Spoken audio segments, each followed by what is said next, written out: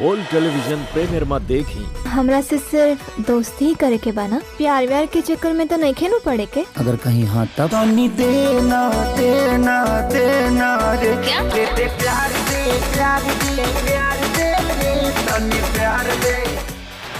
World television premier में देखी प्यार किया तो निभाना 15 जनवरी शनिवार शाम 7 बजे खाली भोजपुरी सिनेमा पर।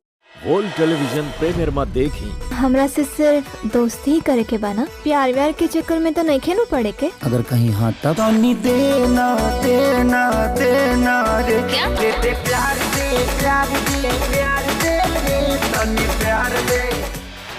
वर्ल्ड टेलीविजन प्रीमियर में देखी प्यार किया तो निभाना 15 जनवरी शनिवार शाम 7 बजे खाली भोजपुरी सिनेमा पर। वर्ल्ड टेलीविजन प्रीमियर में देखी। हमरा से सिर्फ दोस्ती ही करे के बाना, प्यार व्यार के चक्कर में तो नहीं खेलू पड़े के। अगर कहीं हाँ तब देना देना देना रे क्या? दे प्यार दे प्यार दे प्यार दे रे तन्नी प्यार दे। वर्ल्ड टेलीविजन प्रीमियर में देखी प्यार किया तो निभाना 15 जनवरी शनिवार शाम 7 बजे खाली भोजपुरी सिनेमा पर।